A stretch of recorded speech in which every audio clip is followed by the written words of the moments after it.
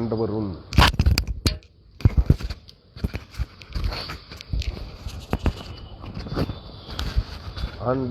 இரட்சகரும் மீட்பருமாயிருக்கிற மரித்துயிர்த்தெழுந்த இயேசு கிறிஸ்துவின் அதிகாரமுள்ள நாமத்தில் அன்புக்குரிய தேவனுடைய சனங்களே, உங்கள் அனைவரையும் நான் இந்த நாளின் இறை செய்திக்கு நேராக உங்களை அழைக்கின்றேன்.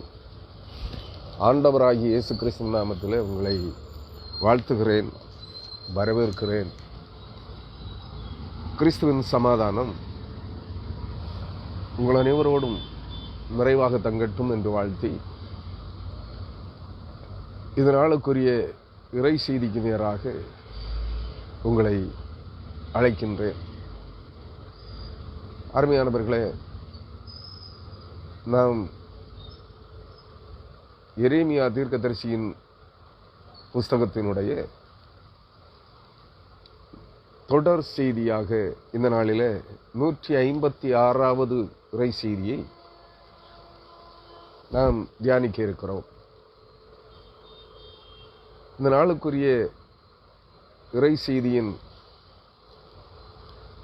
வேதாகம பகுதியானது நாம் தொடர்ந்து சிந்தனை செய்து வருகின்ற எரேமியா 33ஆம் அதிகாரத்தின் 15, 16 ஆகிய 2 வசனங்கள் மட்டுமே. அருமையானவர்களே, நான் அந்த 2 வசனங்களை உங்களோடு வாசித்து செய்திக்கு நேராக ஆயத்தமாவோம். உங்கள் வேதாகமங்களை எடுத்துக்கொள்ளுங்கள்.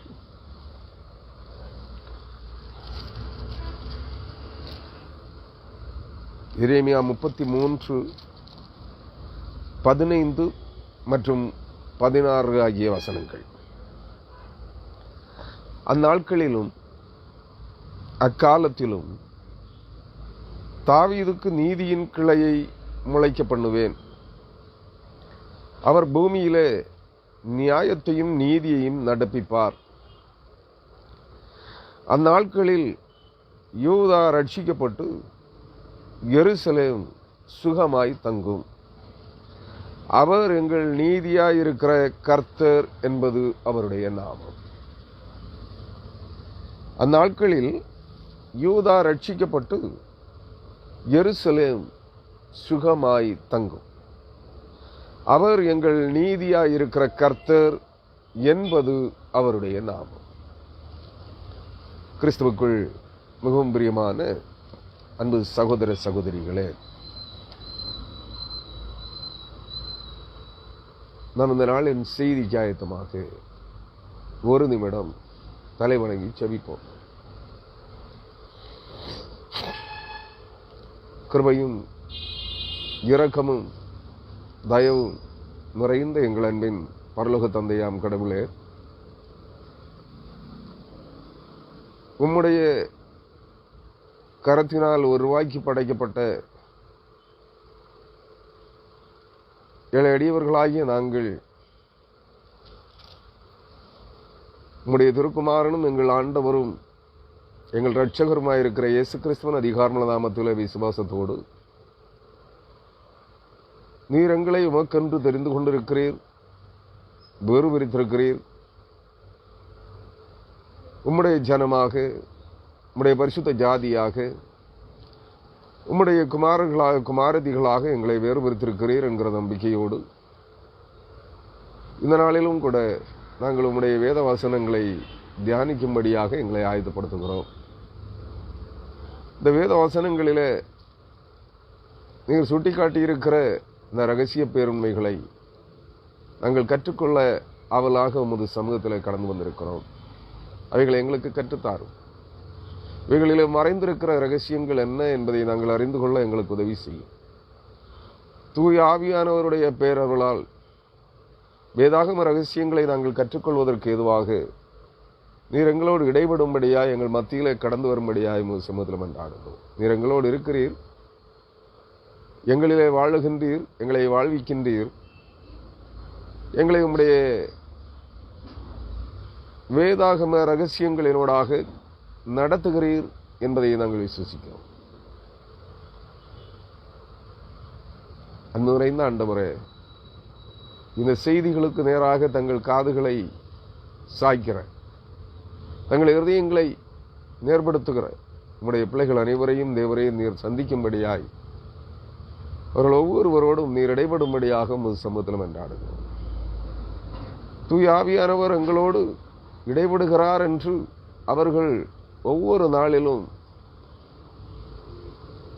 உம்மை உய்த்து உணரத்தக்கதாக தேவரீர் ஒவ்வொரு ஆத்மாக்களோடு உம்முடைய வார்த்தைகளின் மூலமாய் இடைபடும்படியாக உமது சமூகத்தில் மன்றாடுகிறோம். பேசுகின்ற அடிமையை மறைத்து உம்முடைய ஆற்றல் மிக்க வார்த்தைகளை வெளிப்படுத்தும்படியாக தூய ஆவியானவர் அவருடைய உதவியை எங்களுக்கு தந்துள்ளும்படியாக சமூகத்தில் மன்றாடுகிறோம். இறைமைந்தன் இயேசு கிறிஸ்துவின் வழியாக ஜெபிக்கிறோம். ஜெபங்களும் எங்கள் ஜீவனுள்ள நல்ல பிதாவே, ஆமென். கிறிஸ்துவுக்குள் அருமையானவர்களே, இந்த வாசிக்க கேட்ட மேற்கண்ட எரேமியா தீர்க்கதரிசியின் புஸ்தகம் 33ஆம் அதிகாரம் 15 மற்றும் 16 ஆகிய 2 வசனங்களிலும் நமக்கு அநேக காரியங்கள் வெளிப்படையாக புலப்படுகிறதாகவும் வெளிப்படையாக புலப்படாத வண்ணமாகவும் காணப்படுகிறது.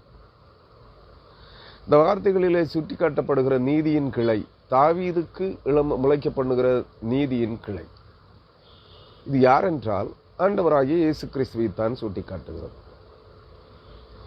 இந்த இயேசு கிறிஸ்துவை குறித்த அவர் மரியாளின் வயிற்றிலே மகனாக தோன்றுகின்ற அந்த நிகழ்வுகளை குறித்து எரேமியா ஏசாயா தீர்க்கதரிசியின் புஸ்தகத்திலே ஈசா எனும் அடிமரத்திலிருந்து ஒரு துளிர் தோன்றி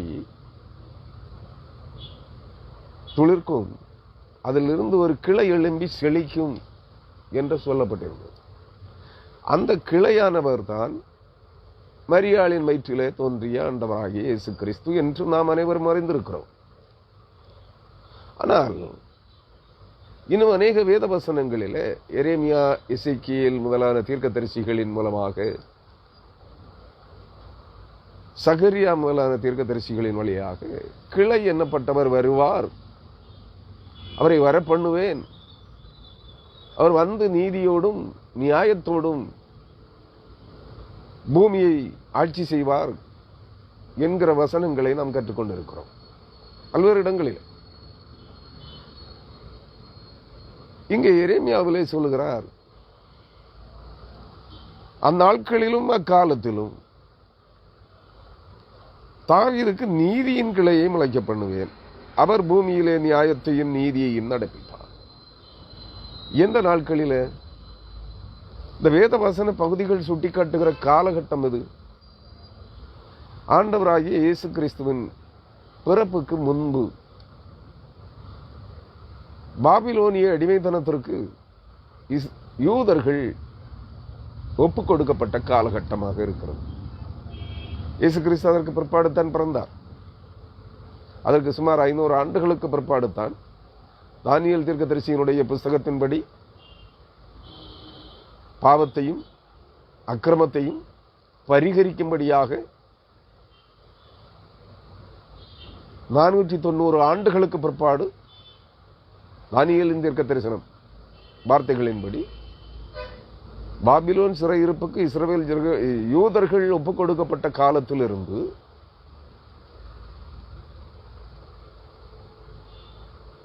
சுமார் 490 ஆண்டுகளுக்கு பிற்பாடு பெத்லகேமில் உள்ள எபிராத்தா எனப்பட்ட பெத்லகேமிலே ஆண்டவராகிய இயேசு கிறிஸ்து பிறந்தார். ஈசா எனும் அடிமரத்திலிருந்து தோன்றிய துளிராக, அதிலிருந்து செழித்தோங்கிய எழும்பிய ஒரு கிளையாக தோன்றினார் என்பதை நாம் அறிந்திருக்கிறோம்.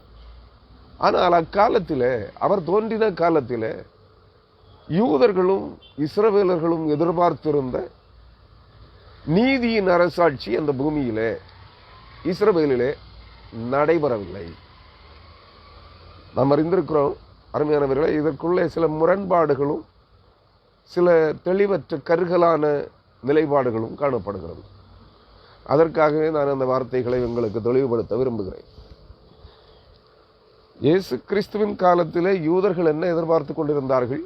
எருசலேமில் இருந்த யூதர்கள், யூதேயாவில் இருந்த யூதர்கள் எதை எதிர்பார்த்து கொண்டிருந்தார்கள்? இயேசு கிறிஸ்துவின் பிறப்பின் காலத்தில் மேசியா என்றொருவர் வருவார், வந்து ரோமர்களின் அடிமைத்தனத்திலிருந்து, அந்நிய நாட்டவர்களின் அடிமைத்தனத்திலிருந்து தங்களுக்கு விடுதலை தருவார், மீட்பு தருவார், தங்களுடைய ராஜ்யத்தில் நீதியையும் நேர்மையையும் நியாயத்தையும் நிலைநிறுத்துவார் என்று எதிர்பார்த்திருந்தார்கள். ஆனால் அந்த நாட்களிலே ஆண்டவராகிய இயேசு கிறிஸ்து வந்தார். வார்த்தைகளின்படி, எரேமியா தீர்க்கதரிசியின் வார்த்தைகளின்படி, ஏசாயா தீர்க்கதரிசியின் வார்த்தைகளின்படி, மீகா தீர்க்கதரிசியின் வார்த்தைகளின்படி, சகரியா தீர்க்கதரிசியின் வார்த்தைகளின்படி, இந்த மூன்று தீர்க்கதரிசிகளும் எதை முன்வைத்தார்கள்? ஏசாயா என்ன சொன்னார்? ஏசாயா 9ஆம் அதிகாரம் 14ஆம் வசனத்திலே, 7ஆம் அதிகாரம் 14ஆம் வசனத்திலே அவர் சொல்லுகிறார், ஏசாயா 7:14, ஆதலால் ஆண்டவர் தாமே உங்களுக்கு ஒரு அடையாளத்தை கொடுப்பார். இதோ ஒரு கன்னிகை கர்ப்பவதியாகி ஒரு குமாரனை பெறுவாள், அவருக்கு இம்மானுவேல் என்று பெயரிடுவாள். இம்மானுவேல் என்றால் இயேசு நம்மோடு இருக்கிறார், தேவன் நம்மோடு இருக்கிறார் என்ற அர்த்தம். அடுத்தது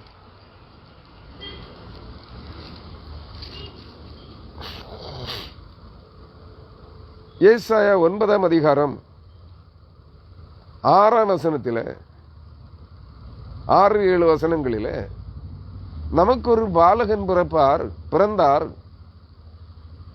நமக்கு ஒரு குமாரன் கொடுக்கப்பட்டார், கர்த்தத்துவம் அவர் தோளின் மேல் இருக்கும்,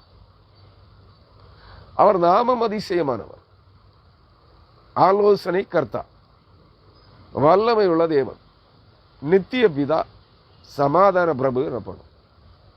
தாவீதின் சிங்காசனத்தையும் அவனுடைய ராஜ்யத்தையும்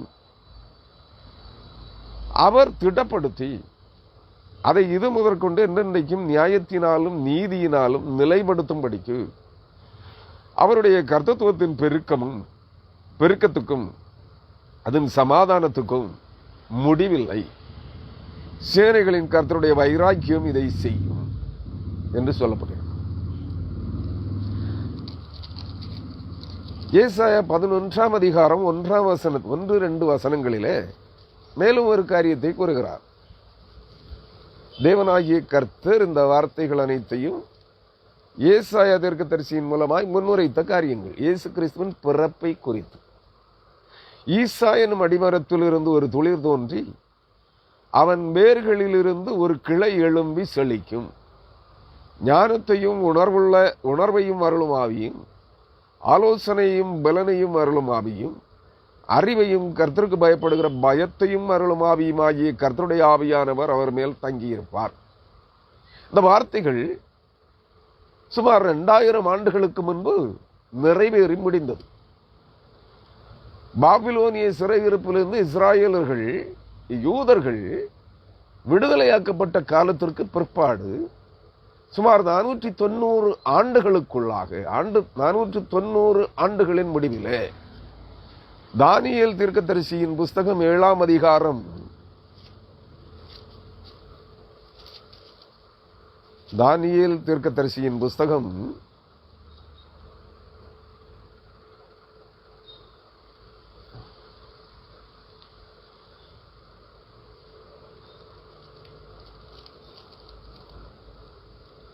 9ஆம் அதிகாரம், தானியேல் 9:24 வசனத்தின்படியும், 24ஆம் வசனம் என்ன சொல்லுகிறது? மீறுதலை தவிர்க்கிறதற்கும், தானியேல் 9:24, மீறுதலை தவிர்க்கிறதற்கும், பாவங்களை தொலைக்கிறதற்கும், அக்கிரமத்தை நிவர்த்தி பண்ணுகிறதற்கும், நித்திய நீதியை வருவிக்கிறதற்கும், தரிசனத்தையும் தீர்க்க தரிசனத்தையும் முத்திரிக்கிறதற்கும் மகா பரிசுத்தம் உள்ளவரை அபிஷேகம் பண்ணுகிறதற்கும் உன் ஜனத்தின் மேலும் உன் பரிசுத்த நகரத்தின் மேலும் 70 வாரங்கள் செல்லும்படி குறிக்கப்பட்டிருக்கிறது. 70 வாரங்கள் என்று சொல்லப்படுகிற அந்த வார்த்தை தானியேல் பாபிலோனின் ராஜாவுடைய அரண்மனையிலே பெர்சியாவின் அரசனுடைய கோரேஸ், நன்றாக அதை புரிந்து கொள்ள வேண்டும், மேதிய குலத்தானாகிய தரியுவின் ஆட்சியில், அந்த தரியுவின் ஆட்சியின் கீழ் அவன் 2ஆம் நிலை அதிபதியாக, தரியுவுக்கு அடுத்த அதிபதியாக உயர்த்தப்பட்டிருந்த அந்த காலத்திலே தானியேல் தீர்க்கதரிசியின் மூலமாக தீர்க்கதரிசியை தேவனாகிய கர்த்தர் வெளிப்படுத்தி காண்பித்த அந்த காரியம் அந்த நாட்களில் இருந்து 70 வாரங்களுக்கு பிற்பாடு, அதுதான் 70 வாரங்கள் என்று சொல்லப்படுகிறது. அங்கே 70 ஆண்டுகளாக 7 மடங்கு 70 ஒரு ஆங்கில வேதாகமம் அதை சொல்லுகிறது. 70 வாரங்கள் 490 ஆண்டுகள். அந்த 490 ஆண்டுகளின் முடிவிலே ஆண்டவராகிய இயேசு கிறிஸ்து மரியாளின் வயிற்றிலே ஒரு குழந்தையாக, நாமம் அதிசயமானவர், ஆலோசனை கர்த்தர், சமாதான பிரபு, நித்திய பிதா என்றெல்லாம் பெயருக்குரிய ஆண்டவராகிய இயேசு கிறிஸ்து மேசியாவாக பிறந்தார். இதை நிறைவேறி முடிந்தவை. இனி மீகா தீர்க்கதரிசியும் அதை குறித்து முன்னுரைத்திருந்தார். ஆனால் எல்லா வசனங்களும் முழுமையாக நிறைவேறி முடிந்ததா என்று கேட்டால் நிச்சயமாக இல்லை. இயேசு கிறிஸ்து பிறந்தார், அது உண்மை. வேத வசனங்கள் அதை ஆணித்தரமாக உறுதி செய்கின்றன. வரலாறு, ரோம பேரரசின் வரலாறு அதை உறுதி செய்கிறது. நன்றாக புரிந்து கொள்ளுங்கள். மீகா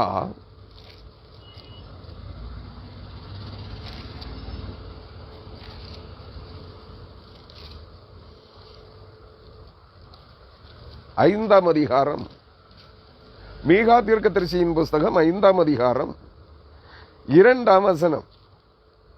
எபிராத்தா என்னப்பட்ட பெத்லகேமே, நீ யூதேயாவில் உள்ள ஆயிரங்களுக்குள்ளே சிறியதாயிருந்தும் இஸ்ரவேலை ஆளப்போகிறவர் உன்னிடத்தில் இருந்து புறப்பட்டு என்னிடத்தில் வருவார்.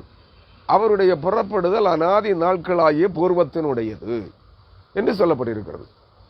இந்த வார்த்தையின்படி மீகா தீர்க்கதரிசியின் புஸ்தகம் 5ஆம் அதிகாரம் 2ஆம் வசனத்தின்படி எபிராத்தா, அப்பத்தின் வீடாகிய எபிராத்தா என்னும் பெத்லகேமிலே ஜீவ மன்னாவாகிய, வானத்தின் மன்னாவாகிய ஆண்டவராகிய இயேசு கிறிஸ்து, வார்த்தையானவராகிய கிறிஸ்து பிறந்தார். இதுவும் நிறைவேறிற்று. சகரியா தீர்க்கதரிசியின் வார்த்தைகளின்படி சகரியா என்ன சொல்லுகிறார்?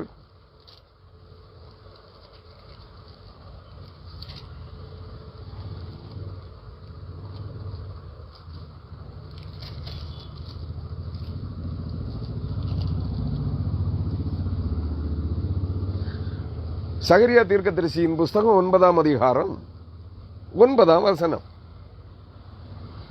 சகரியா 9ஆம் அதிகாரம் 9ஆம் வசனம். சீயோன் குமாரத்தியே மிகவும் களிகூறு, எருசலேம் குமாரத்தியே கம்பீரி, இதோ உன் ராஜா உன்னிடத்தில் வருகிறார். அவர் நீதியுள்ளவரும் ரட்சிக்கிறவரும் தாழ்மை உள்ளவரும் கழுதையின் மேலும் கழுதை குட்டியாகிய மரியின் மேலும் ஏறி வருகிறவராயிருக்கிறார். இந்த வார்த்தையும் நிறைவேறிற்று. எப்பொழுது? ஆண்டவராய் இயேசு கிறிஸ்து சிலுவையில் அறையப்படுவதற்கு முன்பு அவர் பெத்தானியாவிலிருந்து எருசலேமுக்கு நேராக ஒரு கழுதை குட்டியின் மேல் ஏறி பவனியாக வந்தார். இந்த வார்த்தையும் நிறைவேறிற்று. ஆனால் நாம் இங்கே சிந்தனை செய்ய போகிற பகுதி எரேமியா தீர்க்கதரிசியின் புஸ்தகம் 33ஆம் அதிகாரம் 15ஆம் வசனத்தின்படி என்ன செய்யவில்லை?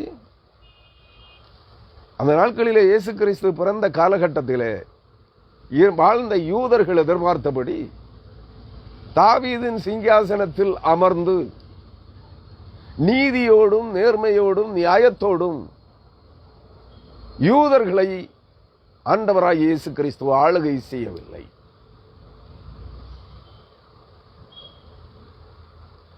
அன்றைய யூதர்கள் மேசியா வருவார், ராஜாவாக யூத குலத்திலே தோன்றுவார், தங்களுக்கு அந்நியர்களின் அடிமைத்தனத்திலிருந்து விடுதலை வாழ்வை தருவார், நீதியான நியாயமான நேர்மையான ஒரு ஆட்சி முறையை இந்த பூமியிலே துவக்குவார் என்று எதிர்பார்த்தார்கள்.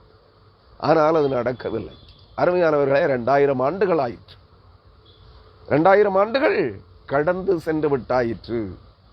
ஆண்டவராகிய இயேசு கிறிஸ்து சொன்னார், அவர் பரமேறி போகின்ற போது அப்போஸ்தலர் 1ஆம் அதிகாரத்திலே, ராஜ்யத்தை இப்பொழுதா எங்களுக்கு தருவீர் என்று யார் கேட்டார்கள்? சீடர்கள் கேட்கிறார்கள். அவர் வந்த காரியம் முடிவடைந்தாயிற்று. ரட்சிப்பின் பணியை துவக்கிவிட்டு, ரட்சிப்பின் பணியை துவங்குவதற்காக என்னென்ன காரியங்களை அவர் செய்து நிறைவேற்ற வேண்டுமோ அத்தனையையும் செய்து நிறைவேற்றிவிட்டு தம் பாவத்தையும் அக்கிரமத்தையும் தொலைப்பதற்கு, அதற்கு பரிகார பலியாக தன்னுடைய தூய இரத்தத்தை சிந்தி அந்த மீட்பின் பணியை துவக்கி வைத்துவிட்டு அவர் பரலோகத்திற்கு ஏறி சென்று விட்டார். அவர் ஏறி செல்லுகின்ற போது அவரிடத்திலே அப்போஸ்தலர் 1ஆம் அதிகாரம்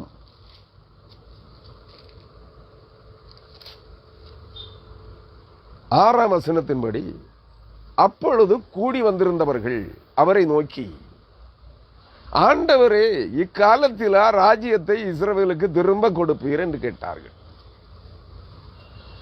அருமையானவர்களே, யூதர்களுடைய எதிர்பார்ப்பும் நோக்கமும் மேசியா என்கிற ஆண்டவராகிய இயேசு கிறிஸ்து வருகின்ற போது தங்களுக்கு ராஜ்யத்தை திரும்ப தருவார். ரோமர்களின், அதாவது ஆண்டாண்டு காலங்களாய் புற ஜாதிகளின், புற தேசத்து அந்நியர்களின் ஆட்சியின் கீழ் ஒடுக்கப்பட்ட இஸ்ரவேலர்களுக்கு, யூதர்களுக்கு மேசியாவாகிய கிறிஸ்து எனும் ராஜா சமாதானத்தின் ராஜாவாக, நீதியின் அரசராக ஆட்சி செய்கின்ற போது தங்களுக்கென்று ஒரு ராஜ்யம் இந்த பூமியிலே உயர்த்தப்பட்டதாய் ஒரு ராஜ்யம் இருக்கும் என்று எதிர்பார்த்தார்கள். அதைத்தான் அந்த எதிர்பார்ப்பு ஏமாற்றம் அடைந்த நிலையிலே ஆண்டவராகிய இயேசு கிறிஸ்துவை பார்த்தவர் பரமேறி செல்வதற்கு முன்பு கேட்கிறார்கள். அப்பொழுது கூடி வந்திருந்தவர்கள் அவரை நோக்கி, ஆண்டவரே, இக்காலத்திலா ராஜ்யத்தை இஸ்ரவேலுக்கு திரும்ப கொடுப்பீர் என்று கேட்டார்கள்.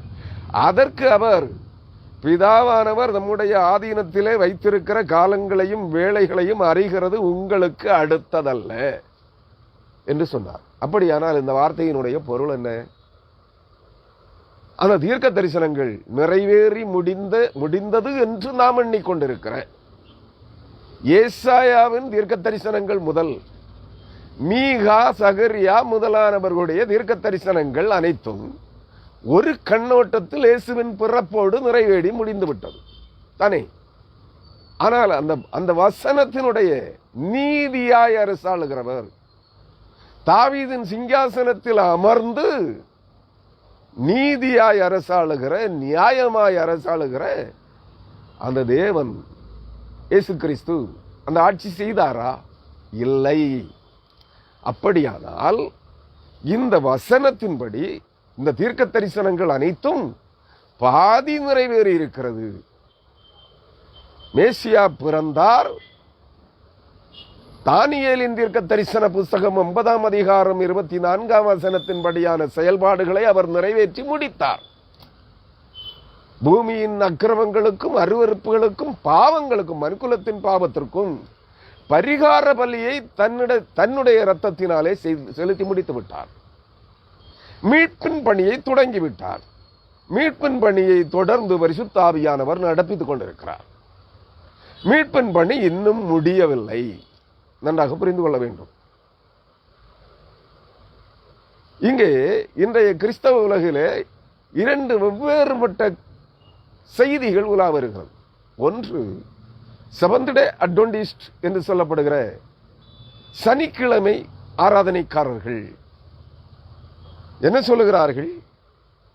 மீட்பின் பணி நிறைவடைந்தாயிற்று என்று சொல்லுகிறார்கள். இல்லை, புரட்டு உபதேசம். பெந்தேகோஸ்தேக்காரர்கள் என்ன சொல்லுகிறார்கள்? எழுப்புதலின் பணி, மீட்பின் பணி நடைபெற்றுக் கொண்டிருக்கிறது என்கிறார்கள். இல்லை, நற்செய்தி அறிவிப்பு பணிதான் நடந்து கொண்டிருக்கிறது. பூமி எங்கும் உள்ள சகல தேசங்களிலும் இருக்கிற ஜனங்களுக்கு நற்செய்தி கூறி அறிவிக்கப்பட வேண்டும். அந்த பணி நடந்து கொண்டிருக்கிறது. ஆனால் புரட்டுபதேசக்காரர்களாகிய பெந்தேகோஸ்தேக்காரர்கள் என்ன சொல்லுகிறார்கள்? மீட்பின் பணி பற்றி எறிந்து கொண்டிருக்கிறது. மீட்பின் எழுப்புதல், கடைசி கால எழுப்புதல் இங்கே அக்கினியாய் பின்மாரியாய் இறங்கி கொண்டிருக்கிறது. ஜனங்கள் மீட்கப்பட்டு கொண்டிருக்கிறார்கள் என்று சொல்லுகிறார்கள். இந்த பூமியிலே நீதியும் நியாயமும் கோலோச்சுகிறதா? இல்லையே. கிறிஸ்தவர்களின் மத்தியிலே எழுப்புதலின் அக்கினி பற்றி எறிகிற இந்த கிறிஸ்தவத்திலே, இந்த புறம்போக்கு கிறிஸ்தவர்கள் கூறுகிற இந்த கிறிஸ்தவ உலகத்திலே நீதியின் ஆட்சியோ, நேர்மையின் ஆட்சியோ, உண்மையின் ஆட்சியோ, சமாதானத்தின் ஆட்சியோ நடைபெறுகிறதா? என் கிறிஸ்தவர்களிடத்தில் இருக்கிறதா? எழுப்புதலை இறங்க செய்து கொண்டிருக்கிற, பற்றி எரிய செய்து கொண்டிருக்கிற இந்த கள்ள கிறிஸ்தவர்களிடத்திலே நீதி இருக்கிறதா? நேர்மை இருக்கிறதா? உண்மை இருக்கிறதா? சத்தியம் இருக்கிறதா? நியாயம் இருக்கிறதா? சமாதானம் இருக்கிறதா? ஏமாற்றித்தானே விளைக்கிறார்கள். பின் என்ன? எங்கே நிறைவேறிவிட்டது? மீட்பின் பணி முடிந்தாயிற்று என்று சொல்லுகிறார்களே செவன்த் டே அட்வென்டிஸ்ட்காரர்கள். அவர்களுக்கு ஒரு பெண்மணி தீர்க்க தரிசனம் சொல்லிவிட்டாளாம். மீட்பின் பணி முடிந்து விட்டது. அவளுடைய அந்த தீர்க்க தரிசியினுடைய காலத்திலேயே மீட்பின் பணி முடிந்து விட்டதாம். இல்லை, அதை பரிசுத்தாவியானவர் இன்றும் தொடர்ந்து நடப்பித்துக் கொண்டிருக்கிறார். நற்செய்தி அறிவிக்கப்படுகிற இடங்களிலே புதிய கிறிஸ்தவர்கள் தோன்றி எழும்புகின்ற இடங்களிலே மீட்பின் பணி நடந்து கொண்டிருக்கிறது. பாரம்பரிய கிறிஸ்தவர்களும், அந்நிய பாஷை கிறிஸ்தவர்களும், முழுக்க ஸ்நான கிறிஸ்தவர்களும், செவன்த் டே அட்வென்டிஸ்ட் கிறிஸ்தவர்களும், நியாயப்பிரமாண கிறிஸ்தவர்களும் வாழுகிற பகுதிகளிலே புரட்டு சுவிசேஷங்கள் கரைமுரண்டு ஓடிக்கொண்டிருக்கிறது. மீட்பின் பணி நடைபெறவில்லை. மீட்கப்பட்டவர்கள் வஞ்சிக்கப்பட்டுக் கொண்டிருக்கிறார்கள். நீங்கள் அதை நன்றாக புரிந்து கொள்ள வேண்டும் அருமையானவர்களே. ஆனால் கடைசி கால மீட்பின் பணி ஒன்று இருக்கிறது. அந்த நாட்களிலே யார் தோன்றுவாராம்? எரேமியாவின் தீர்க்க தரிசனங்களின் படி. எரேமியாவை தனங்கை சுட்டி காட்டுகிறார். எரேமியாவின் தீர்க்க தரிசன வார்த்தைகளின்படி கடைசி நாட்களிலே, எப்பொழுது? இந்த வசனத்தை மேலோட்டமாய் நீங்கள் பார்க்கிற போது பாபிலோன் சிறையிருப்பிலிருந்து இஸ்ரவேலர்கள், யூதர்கள் சொந்த நாடு, தாய் நாடு திரும்பின காலத்திலே நடைபெறும் என்று எதிர்பார்க்கிறோம். இல்லை, நடைபெறவில்லை. இயேசு கிறிஸ்து அந்த காலகட்டத்திலே தான் பிறந்தார். சுமார் பாபிலோன் சிறையிருப்புக்கு பின்பு சுமார் 490 ஆண்டுகளின் முடிவிலே ஆண்டவராய் இயேசு கிறிஸ்து பிறந்தார். அப்பொழுது அவர்களுக்கு சொந்த நாடு கொடுக்கப்படவில்லை. அதைத்தான் அவர் பரமேறி செல்வதற்கு முன்பு கேட்கிறார்கள், ஆண்டவரே, இக்காலத்திலா எங்களுக்கு ராஜ்யத்தை திரும்ப கொடுப்பீர்? இல்லை, அது பிதாவின் ஆதீனத்தில் இருக்கிற அவருடைய காலங்களையும் வேளைகளையும் அறிகிறது உங்களுக்கும் எனக்கும் அடுத்ததல்ல என்று சொல்லுகிறார். அப்படியானால் இந்த வார்த்தையினுடைய பொருள் என்ன? பூமி எங்கும் சிதறடிக்கப்பட்டிருக்கிற யூதர்களும் இஸ்ரவேலர்களும் பூமியின் கடைசி நாட்களிலே, இந்த பூமியிலே அக்கிரமத்திற்கும் அநீதிகளுக்கும் பாவத்திற்கும் முடிவு வருகிற காலத்திலே வந்ததோ இதுவரையிலும்? உங்களை யோசித்து பார்க்க அழைக்கிறேன். சிந்தித்து பார்க்கும்படியாக அழைக்கிறேன். உங்கள் சிந்தனைகளை தூண்டுவதற்காக இந்த வார்த்தைகளை பேசுகிறேன். ஆண்டவராய் இயேசு கிறிஸ்து தானியேல் தீர்க்கதரிசியின் புத்தகம் 9ஆம் அதிகாரம் 24ஆம் வசனத்தின்படி அக்கிரமத்தின் முடிவுக்காகவும், பாவங்களை துளைக்கிறதற்காகவும், அக்கிரமத்திற்கு முடிவுண்டாக்குவதற்காகவும், தீர்க்க தரிசனங்களை முத்திரையிடுவதற்காகவும் தீர்க்க தரிசனங்களை உறுதிப்படுத்துவதற்காகவும் கல்வாரி சிலுவையிலே ரத்தம் சிந்தி மரித்தார். உண்மை. ஆனால் மீட்பின் பணி இன்னும் தொடர்ந்து முடிவடையவில்லை. அக்கிரமங்களுக்கும் அருவருப்புகளுக்கும் பாவங்களுக்கும் இன்னும் முடிவு கட்டப்படவில்லை. சகரியா தீர்க்கதரிசியின் புஸ்தகம் 4ஆம் அதிகாரம் அந்த பிந்தின பகுதி சொல்லுகிறது,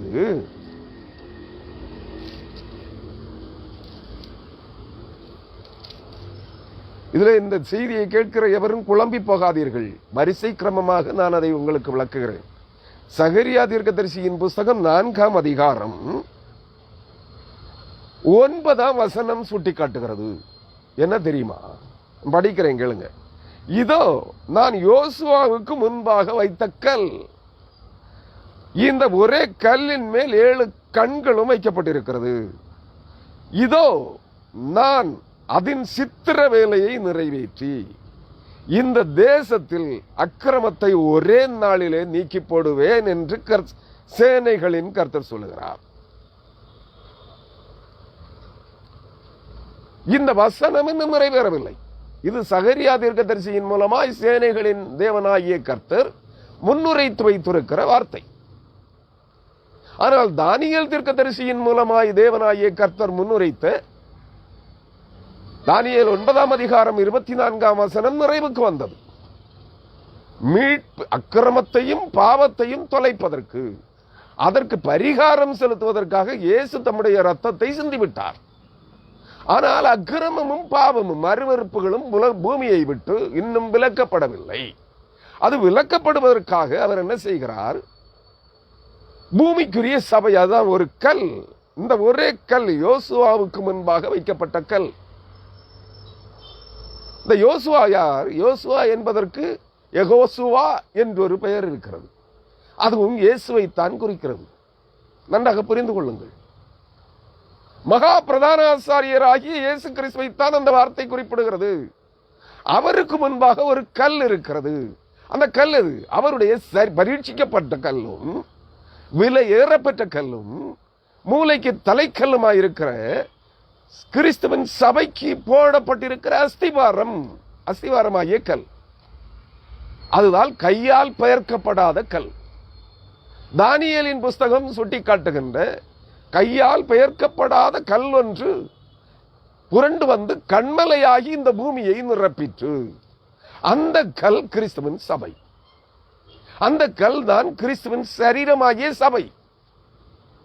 பரீட்சிக்கப்பட்ட கல்லும் விலையேறப்பட்ட கல்லும் மூளைக்கு தலைக்கல்லுமாயிருக்கிற போடப்பட்டிருக்கிற அஸ்திவாரமாகிய கல். அந்த கல்லின் மேல் 7 கண்கள் வைக்கப்பட்டிருக்கிறது.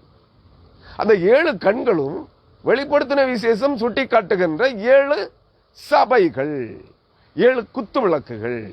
அந்த 7 குத்து விளக்குகளும் 7 சபைகள். இந்த 7 சபைகளும் ஒன்றாக இணைக்கப்பட வேண்டும்.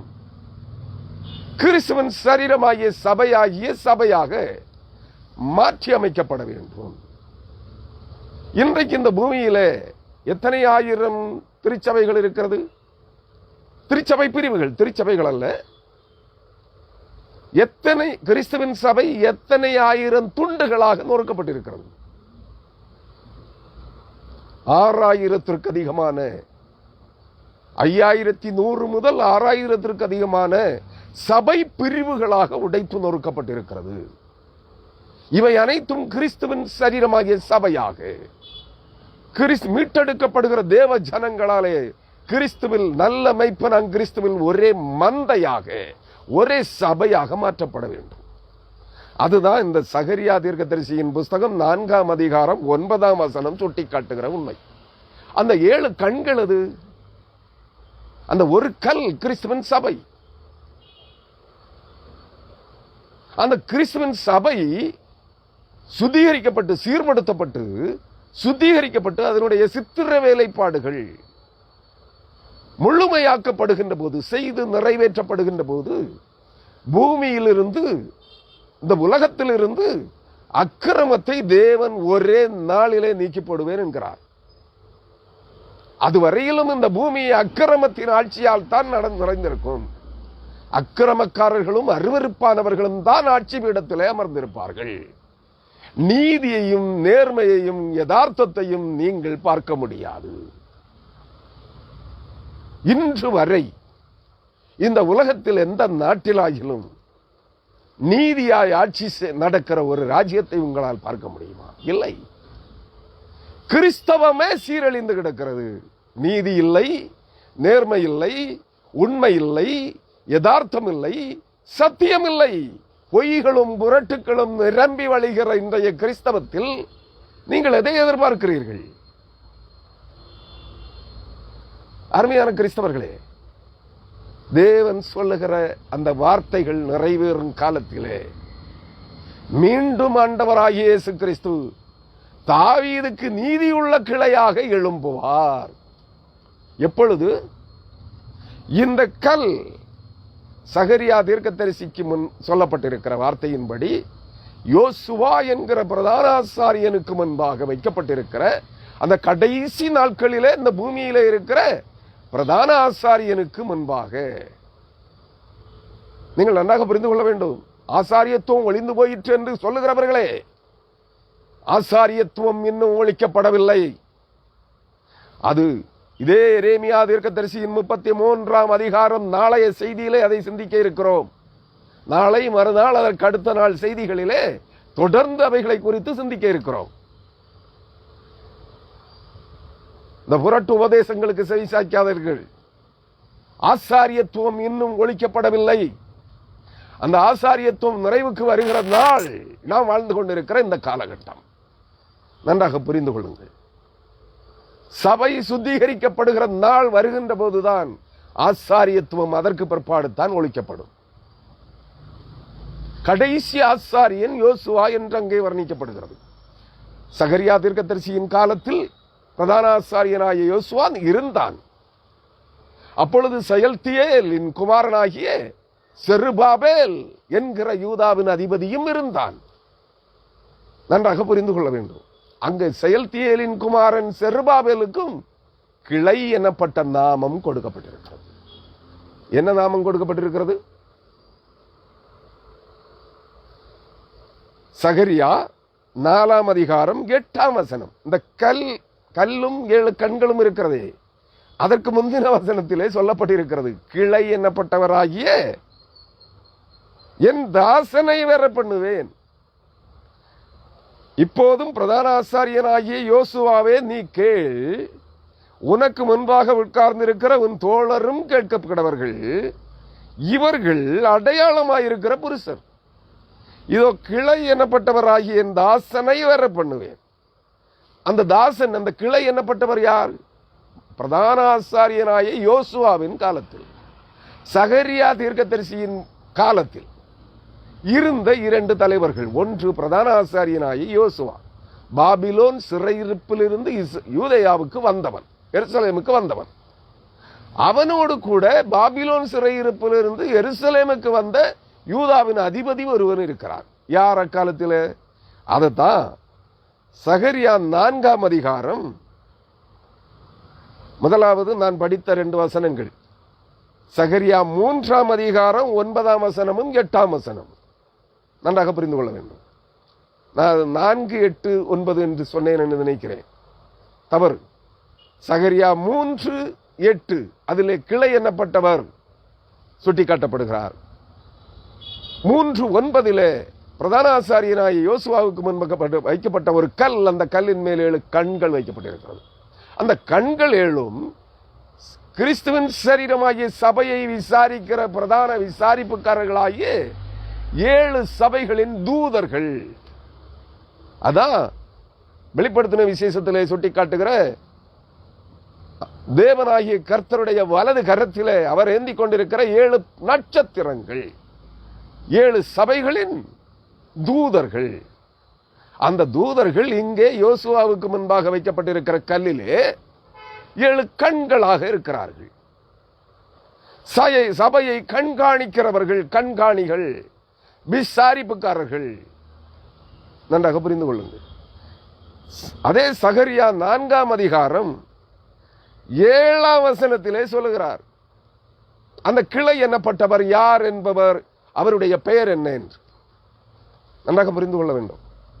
பெரிய பர்வதமே நீ மாத்திரம், செருபாபேலுக்கு முன்பாக நீ சமபூமியாவாய்.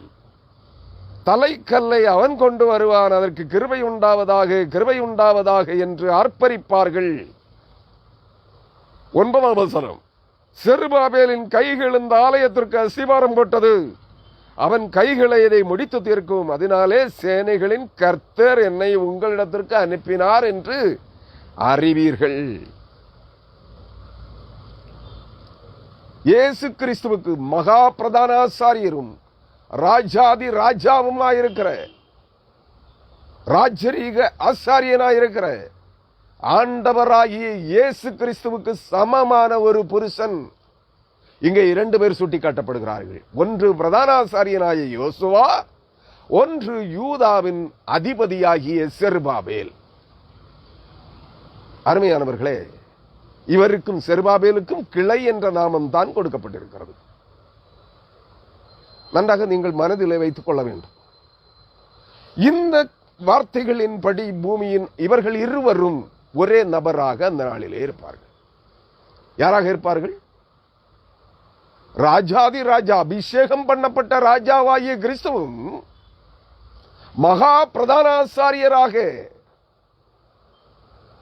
பாவம் அனுகுலத்தின் பாவத்தை பரிகரிப்பதற்காக தம்முடைய தூய ரத்தத்தை பரிகார பலியாய் செலுத்திய 100க்கு 100 மனிதகுமாரனாக நின்ற மகா பிரதான ஆசாரியராகிய இயேசுவும் எப்படி இணைந்து மகா பிரதான ஆசாரியராகவும் ராஜாதி ராஜாவாகவும் தேவாதி தேவனாகவும் நின்றார்களோ, அதுபோல இந்த பிரதான ஆசாரியராகிய யோசுவாவும் செருபாபேல் ஆகிய யூதாவின் அதிபதியும் இணைந்து ஒன்றாக நிற்பார்கள்.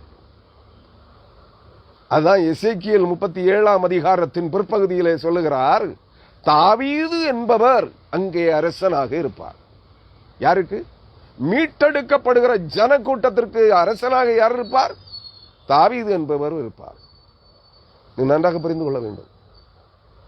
தாவீது ஈசா எனும் அடிமரத்திலிருந்து தோன்றிய துளிர். ஈசா என்பவனுடைய ஈசாயின் 8வது குமாரன். அவனுக்கு முன்னால் 7 பேர் இருந்தார்கள். அவன் 8வது நபர். அவன் கர்த்தருடைய இருதயத்திற்கு ஏற்றவனாகிய தாவீது.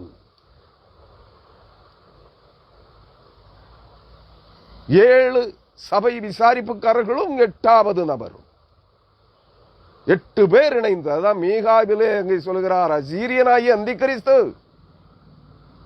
நம்முடைய தேசத்திலே வரும்போதும் நம்முடைய அரண்மனைகளை மிதிக்கும் போதும் பூமியிலே 7 மெய்ப்பர்களையும், 7 மெய்ப்பர்கள் யார்?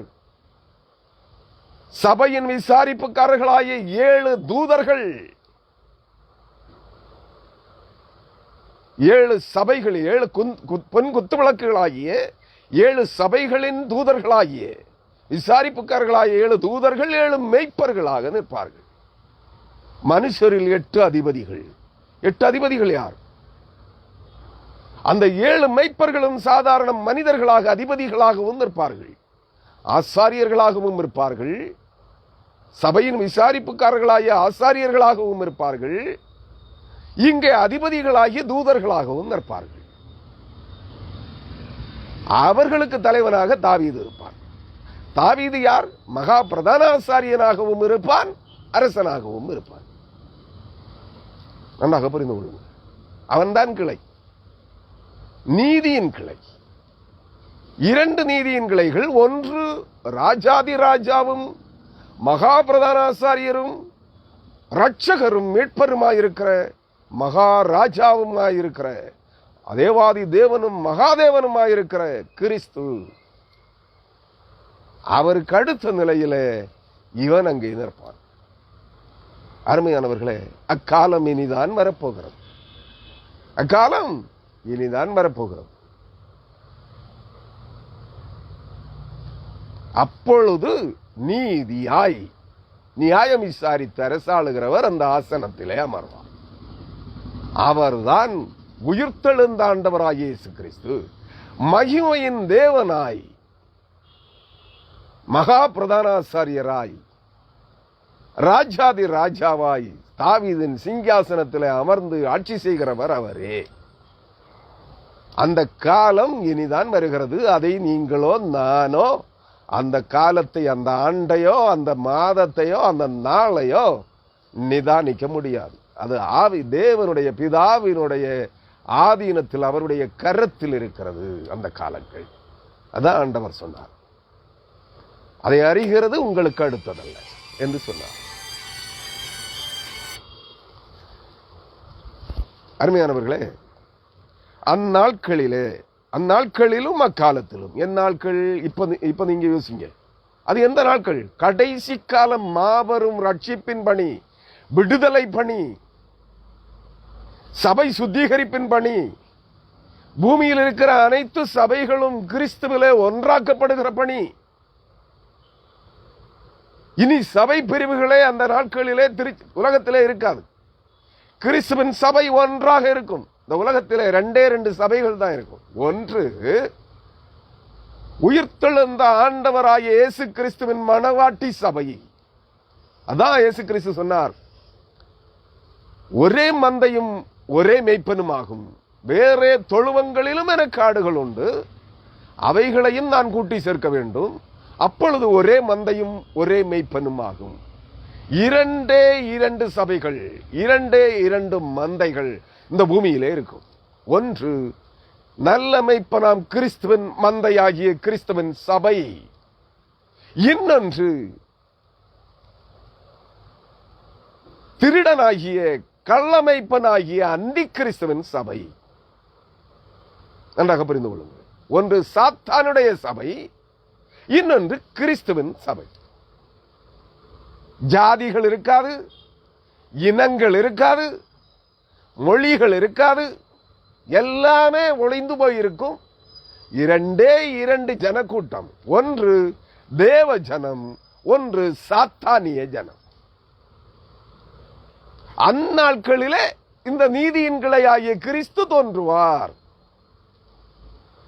நீதியின் சூரியனாகிய கிறிஸ்து, நீதியாய் என்றென்றைக்கும் சதா சர்வகாலமாய் நீதியோடும் நேர்மையோடும் உண்மையோடும் நியாயம் விசாரித்து ஆளுகை செய்கிற கர்த்தர் அந்நாளிலே இருப்பார்.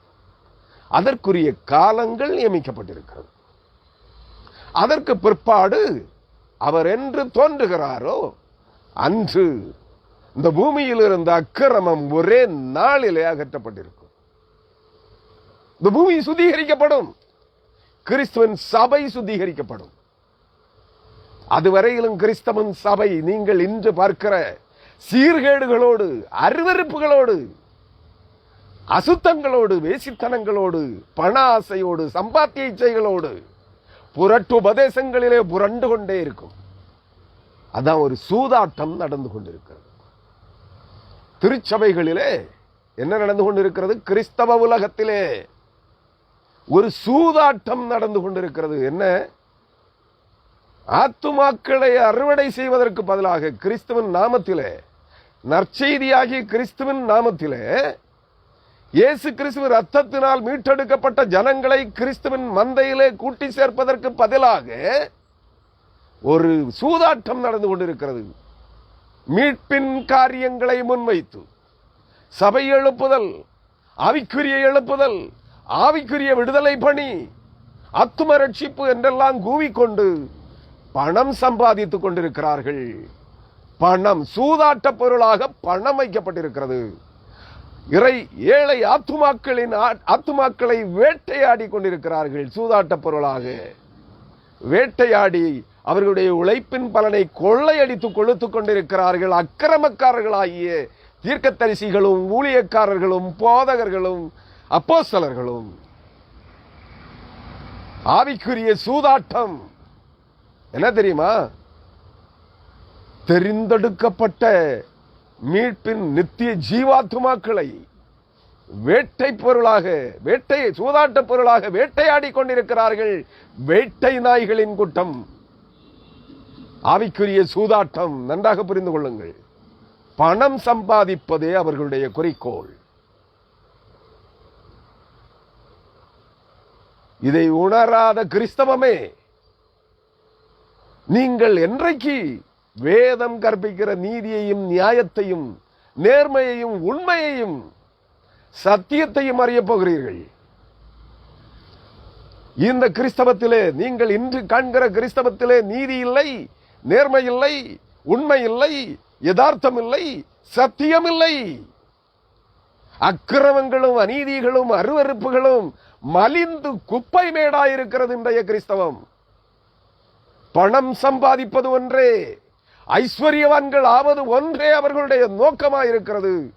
அதுவே இன்றைய ஆவிக்குரிய சூதாட்டமாய் கிறிஸ்தவ உலகத்திலே தலைவிரித்தாடி கொண்டிருக்கிறது. இங்கு அங்குங்கனாதபடி எங்கும் பூமி எங்கும் தலைவிரித்தாடுகிற அரசியல் சூதாட்டம் கேள்விப்பட்டிருப்பீர்கள். சூதாட்டத்திலே அநேகர் ஆட்சியாளர்கள் தங்கள் ஆட்சியை இழந்தார்கள், அநேக ராஜாக்கள் தங்கள் நாடு இழந்தார்கள் அரசியல் சூதாட்டங்களிலே.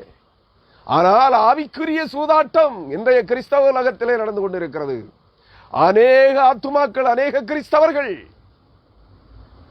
நித்திய வாழ்வை இழந்து ஆவிக்குரிய சூதாட்டத்திலே நரகத்தின் பிள்ளைகளாய் மாறிக்கொண்டிருக்கிறார்கள், மாற்றிக்கொண்டிருக்கிறார்கள். சூதாட்டக்காரர்களாகிய ஆவிக்குரிய சூதாட்டக்காரர்கள் ஏழை ஆத்துமாக்களை வேட்டையாடி அவர்களுடைய உழைப்பின் பலனை கர்த்தருக்கு காணிக்கை என்று கொள்ளையடித்து தாங்கள் கொழுத்து வாழுகிறார்கள். மிகப்பெரிய ஐஸ்வர்யவான்களாய் ஊறி திளைத்துக் கொண்டிருக்கிறார்கள், கோடானு கோடி சம்பாதித்துக் கொண்டிருக்கிறார்கள். ஆவிக்குரிய சூதாட்டம். அருமையானவர்களே, தேவன் நியமித்த காலம் முடிவடைய போகிறது. அவர் பொறுத்து பொறுத்து இழைத்து விட்டார். அவர் உக்கிர கோபத்தோடு செயல்பட எழும்ப போகிறார். அருமையானவர்களே, அப்பொழுது அவர் வருவார். இந்த வசனங்கள் அப்பொழுது நிறைவேறும். எரேமியா தீர்க்கதரிசியின் புஸ்தகம் 33ஆம் அதிகாரம் 15, 16 ஆகிய வசனங்கள் அந்த நாட்களிலே நிறைவேறும். நான் நினைக்கிறேன், சொல்லுகிறேன், நம்முடைய காலங்களிலேயே அது நிறைவேறும். மனதிலே வைத்துக் கொள்ளுங்கள், எழுதி வைத்துக் கொள்ளுங்கள்.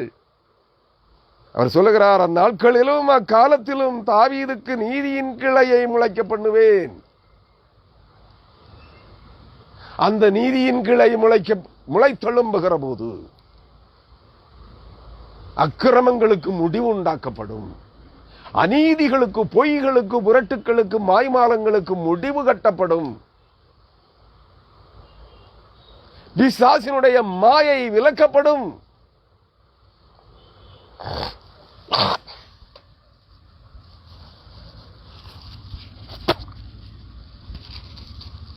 என்பதை நீங்கள் மறந்து போக வேண்டாம். மாயை விலக்கப்படுகிறான். பொய்களும் புரட்டுகளும், பேய்களும், பிசாசுகளும், பூதங்களும், அசுத்தாவிகளும், பொல்லாத ஆவிகளும், கள்ள கிறிஸ்துவின் ஆவிகளும், கள்ள தீர்க்கதரிசிகளின் ஆவிகளும், குறி சொல்லுகிற ஆவிகளும், வேசித்தன ஆவிகளும், கள்ள தீர்க்கதரிசிகளும், கள்ள அப்போஸ்தலர்களும், கள்ள போதகர்களும், கள்ள ஊழியக்காரர்களும், கள்ள கிறிஸ்தவர்களும் ஓடி ஒதுங்கி போவார்கள், ஓடி போவார்கள். அந்த நாள் வந்து கொண்டிருக்கிறது. அதுதான் கடைசி கால எழுப்புதல்.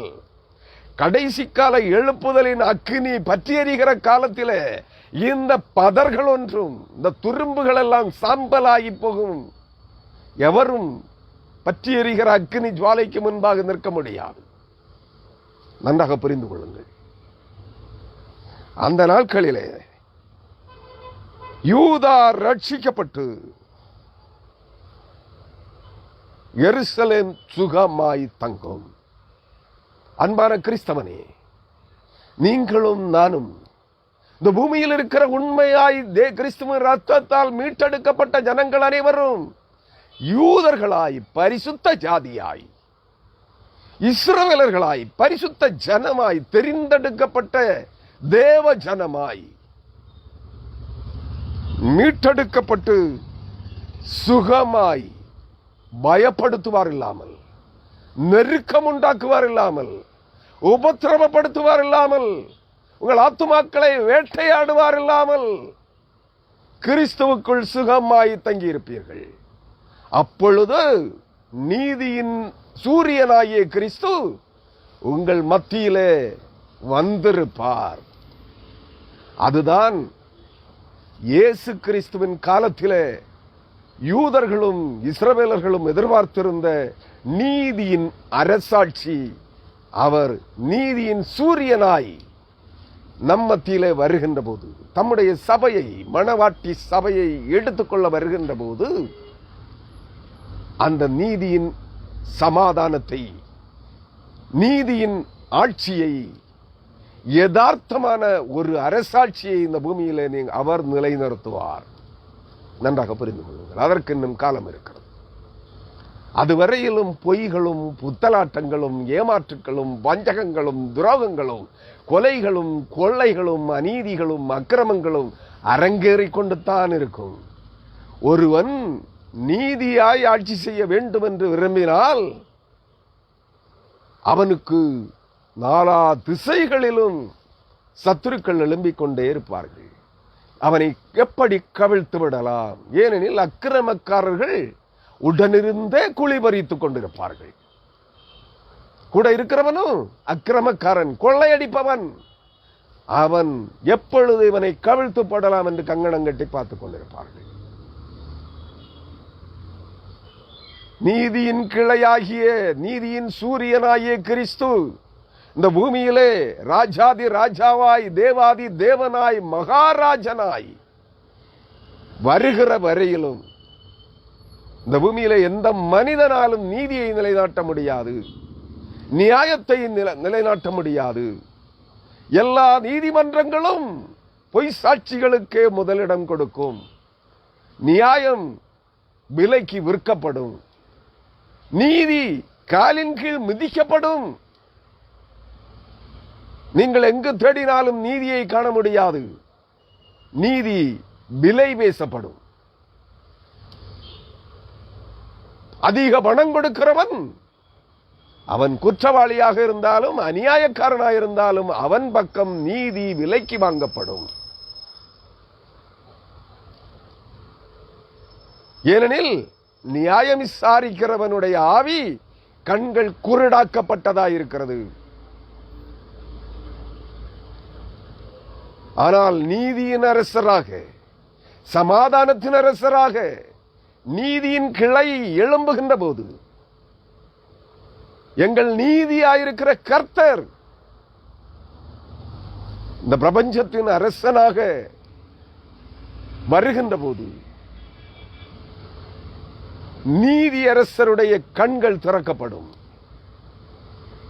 கருப்பு துணியால் கட்டப்பட்டிருக்கிறதே நீதி தராசை பிடித்திருக்கிறவனுடைய கண்கள். கைக்கூலி, அந்த கருப்பு துணி கைக்கூலியாக கட்டப்பட்டிருக்கிறது. நீதி மறைக்கப்படுகிறது. அருமையானவர்களே, யோசியுங்கள். அந்த நாள் இந்த கிறிஸ்தவத்திலே இல்லை. நீங்கள் காண்கிற கிறிஸ்தவம் நீதியற்ற கிறிஸ்தவம், நேர்மையற்ற கிறிஸ்தவம், உண்மையற்ற கிறிஸ்தவம், சமாதானமற்ற கிறிஸ்தவம், வஞ்சக கிறிஸ்தவம், ஏமாற்று கிறிஸ்தவம். அவர்கள் ஆவிக்குரிய சூதாட்டத்தை நடத்தி கொண்டிருக்கிற கிறிஸ்தவம் இன்றைய கிறிஸ்தவம். ஏற்றுக்கொள்ள மனதானால் ஏற்றுக்கொள்ளுங்கள். அங்கே கர்த்தர் சொல்லுகிறார், என்ன சொல்லுகிறார்? அந்நாட்களிலும் அக்காலத்திலும் தாவீதுக்கு நீதியின் கிளையை முளைக்க பண்ணுவேன். அவர் பூமியிலே நியாயத்தையும் நீதியையும் நடப்பிப்பார். அதே நீங்களும் நானும் இந்த ஆராதித்துக் கொண்டிருக்கிற ஆண்டவராகிய, உயிர்த்தெழுந்த ஆண்டவராகிய இயேசு கிறிஸ்துவே நீதியின் கிளையாக தோன்றுவார்.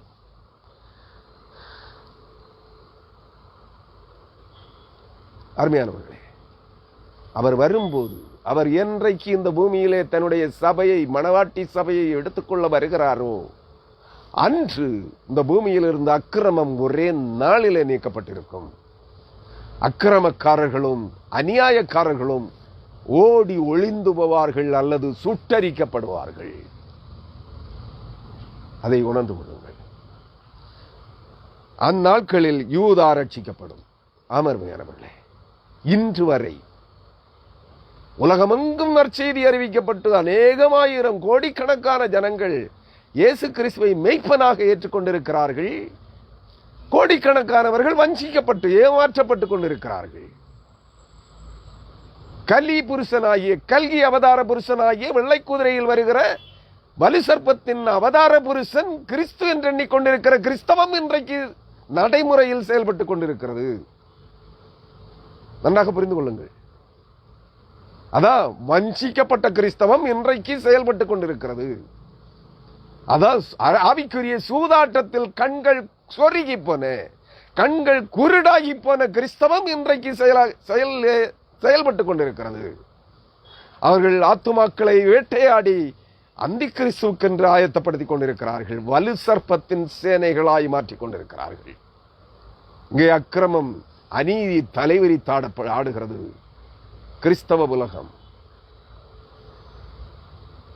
நீதியும் இல்லை, நேர்மையும் இல்லை. ஆனால் சபை சுத்திகரிப்பின் காலங்களிலே பரிசுத்த ஆவியானவர் கல்வாரி சிலுவையிலே ஆண்டவராய இயேசு கிறிஸ்து துவங்கி வைத்த தம்முடைய இரத்தத்தை சிந்தி மீட்டு கொண்ட அந்த மீட்பின் பணியை இந்த கடைசி நாட்களிலே பூமியிலே செய்து முடித்து நிறைவடைய செய்கின்ற கடைசி 7 ஆண்டுகளிலே அந்த மீட்பின் பணி முடிவடைகின்ற போது, பரிசுத்த ஆவியானவர் அந்த பணியை முடிக்கின்ற போது, மணவாளனாகிய கிறிஸ்து இந்த பூமியிலே வருவார். அதுதான் சபையை எடுத்துக்கொள்வதற்காக. அவர் வருகின்ற போது அக்கிரமம் பூமியிலிருந்து ஒழிக்கப்பட்டிருக்கும். சகரியா தீர்க்கதரிசியின் புஸ்தகம் 3ஆம் அதிகாரம் 9ஆம் வசனத்தின்படி ஒரே நாளிலே தேசத்திலிருந்து பூமியிலிருந்து அக்கிரமம் அகற்றப்படும். அருமையானவர்களே, அந்த நாள் வரையிலும் காத்திருங்கள். சமாதானத்தோடு, விழிப்போடு, எச்சரிக்கையாக கிறிஸ்துவின் வருகைக்காக காத்திருங்கள். அவரை சந்திப்பதற்காக காத்திருங்கள். அங்குமங்கும் அலைப்புண்டு ஓடாதிருங்கள். கிறிஸ்து அங்கே இருக்கிறார், பரிசுத்த ஆவியானவர் அங்கே இருக்கிறார், இங்கே இருக்கிறார் என்று ஓடாதிருங்கள். இவர்கள் எல்லாம் சூதாட்ட பொருளாக பரிசுத்த ஆவியானவரை கூவி விற்கிறார்கள். அங்கே பரிசுத்த ஆவியானவர் இல்லை, ரட்சிப்பு இல்லை, மீட்பு இல்லை, விடுதலை இல்லை. ஆனால் செல்வ சுகங்கள், ஐஸ்வர்யங்கள், ஆசீர்வாதங்களால் அவர்கள் நிரப்பப்பட்டுக் கொண்டிருக்கிறார்கள். சூதாட்டக்காரர்கள்.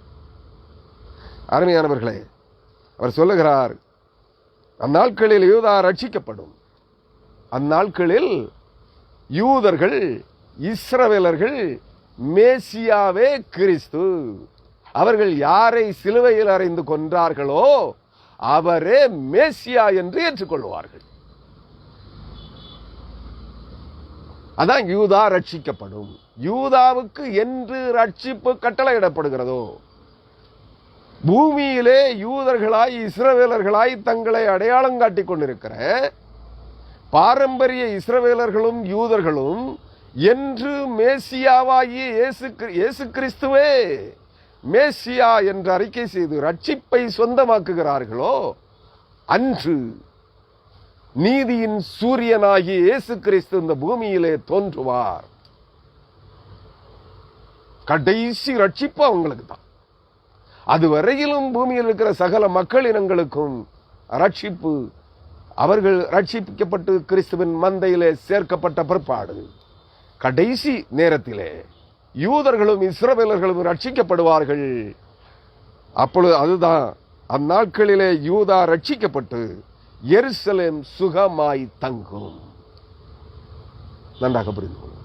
அதுக்கு பிறகு யூதேயாவுக்குள்ளே எருசலேமிலே அந்தி கிறிஸ்துவும் செல்ல முடியாது. அந்தி கிறிஸ்து அப்ப போவாங்க. புதிதாக கட்டப்பட போகிற எருசலேம் தேவாலயம், அந்த தேவாலயத்திலே நான் தான் பிரபஞ்சத்தின் தேவன் என்று சொல்லிக் கொண்டு எருசலேம் தேவாலயத்திலே போய் அமர போகின்ற போது கிறிஸ்து தம்முடைய வாயின் பட்டயத்தினால், நாசியின் சுவாச காற்றினால் அவனை சங்கரிப்பார். நன்றாக புரிந்து. அதான் அக்கிரமம் அன்றோடு அழிக்கப்படும்.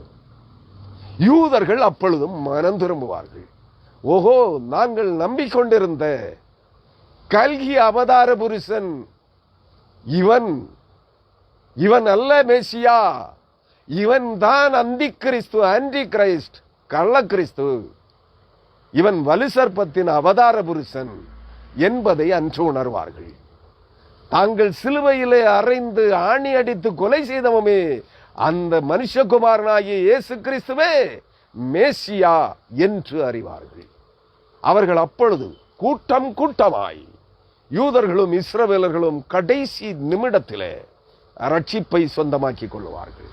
யூதா ரட்சிக்கப்பட்டு எருசலேம் சமாதானமாய் தங்கும், சுகமாய் தங்கும். அங்கே சமாதானம் குடியிருக்கும். ஏனெனில் சமாதான கர்த்தராகிய கிறிஸ்து என்றென்றைக்கும் ராஜாவாக அரசாளுகிறவராய் மீட்டெடுக்கப்பட்ட இறைமக்களுக்கு, தேவ ஜனங்களுக்கு அவர் ராஜாதி ராஜாவாய், தேவாதி தேவனாய், கர்த்தாதி கர்த்தராய், ரட்சாதி ரட்சகராய் அங்கே நிலைத்து நிற்பார். அவர்தான் நீதியின் கிளை. நீதியாய் நியாயம் விசாரித்து அரசாளுகிற எங்கள் கர்த்தர் என்பது அவருடைய நாமம். அவர் எங்கள் நீதியாயிருக்கிற கர்த்தர் என்பது அவருடைய நாமம். அவருடைய பெயர் என்ன? அவர் எங்கள் நீதியாயிருக்கிற கர்த்தர் என்பது அவருடைய நாமம். அருமையான கிறிஸ்தவர்களே, இந்த நாள் நம் மத்தியிலே வந்து கொண்டிருக்கிறது. நீங்கள் இன்று காண்கிற ஆவிக்குரிய எழுப்புதல்கள், ஆவிக்குரிய அக்கினி பற்றி எறிவது, இதெல்லாம் வேடிக்கை, இதெல்லாம் சூதாட்டம். இங்க அக்கினியும் இறங்கல, பின்மாரியும் ஊற்றப்படல. ஆவிக்குரிய பின்மாரி ஆவி, பரிசுத்த ஆவி இறங்குகிறார் இறங்குகிறார். எல்லாம் கிராபிக்ஸ். எல்லாம் என்னது? கிராபிக்ஸ் வித்தைகள். ஒரு ஆவியும் இறங்கல, ஒரு அக்னியும் பற்றி எரியல. இதெல்லாம் வேடம், இது சூதாட்டம். உங்களை ஏமாற்றிக் கொண்டிருக்கிறார்கள், வஞ்சித்துக் கொண்டிருக்கிறார்கள், வேட்டையாடி கொண்டிருக்கிறார்கள். உங்கள் ஆத்துமாக்களை நரகாக்கினிக்கு இழுத்துக் கொண்டிருக்கிறார்கள். உலகளாவிய தீர்க்கதரிசிகள் அனைவரும் ஒருவேளை உண்மை ஊழியக்காரர்கள் இந்த வேடிக்கை காட்டுகின்ற தொழில் எல்லாம் செய்வதில்லை. உண்மை ஊழியக்காரர்கள் இருக்கிறார்கள், கர்த்தருடைய வார்த்தைகளை மட்டும் பிரசங்கிக்கிறார்கள், அமைதியாக பாடுகிறார்கள், அமைதியாக ஜெபிக்கிறார்கள், அமைதியாக ஆராதனை செய்கிறார்கள். அவர்களை இந்த கிறிஸ்தவம், இன்றைய உலக கிறிஸ்தவம் செத்த கிறிஸ்தவர்கள் என்கிறார்கள். உண்மைக்கு விலை இல்லை. பொய்களுக்கும் புரட்டுக்களுக்கும் இன்று அநேக பல ஆயிரம் கோடி விலை கொடுத்து வாங்குவதற்கு பொய்களையும் புரட்டுக்களையும் ஜனங்கள் நம்பி ஏமாந்து கொண்டிருக்கிறார்கள். தெரிந்து கொள்ளப்பட்டவர்களும் வஞ்சிக்கப்பட்டுக் கொண்டிருக்கிறார்கள்.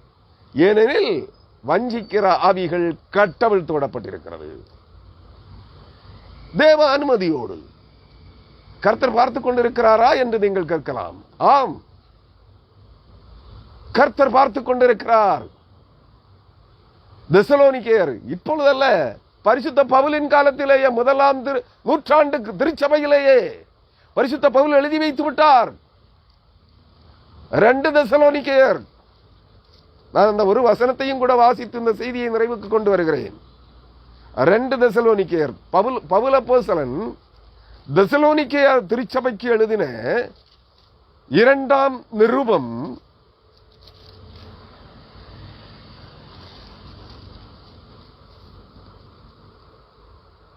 10 முதல் 2ஆம் நிருபம் 2ஆம் அதிகாரம் 10 முதல்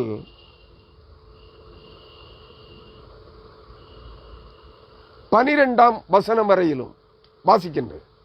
உங்கள் வேதாகமங்களை நீங்கள் திறந்து பார்க்க வேண்டும். 2 தெசலோனிக்கேயர் 2ஆம் அதிகாரம் 10 முதல் 12 வரையான வசனங்கள். அதுக்கு முந்தின பகுதிகள் அக்கிரமக்காரனாகி அந்தி கிறிஸ்து, கள்ள கிறிஸ்துவின் வருகை அங்கே எழுதப்பட்டிருக்கிறது. கள்ள கிறிஸ்து என்கிற கல்கி அவதார புருஷன், வலு சர்ப்பத்தின் 10வது அவதார புருஷனாகிய கல்கி எனும் கள்ள கிறிஸ்து, அந்தி கிறிஸ்துவின் வருகை அங்கே எழுதப்பட்டிருக்கிறது.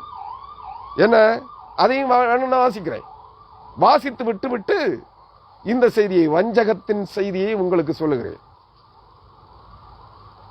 2 தெசலோனிக்கேயர் 2ஆம் அதிகாரம் 6ஆம் வசனம் முதல் 9ஆம் வசனம் வரை அந்த அக்கிரமக்காரனுடைய வருகையை குறித்து சொல்லப்பட்டிருக்கிறது. அக்கிரமக்காரன் யார்? அக்கிரமத்திற்கு முடிவுண்டாக்குகிறவர் யார்?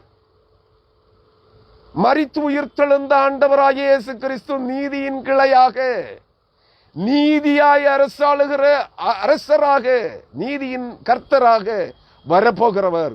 அக்கிரமக்காரன் யார்? அதான் படிக்கிறேன், கேளுங்க. அவன் தன் காலத்திலே வெளிப்படும்படிக்கு, எவன்?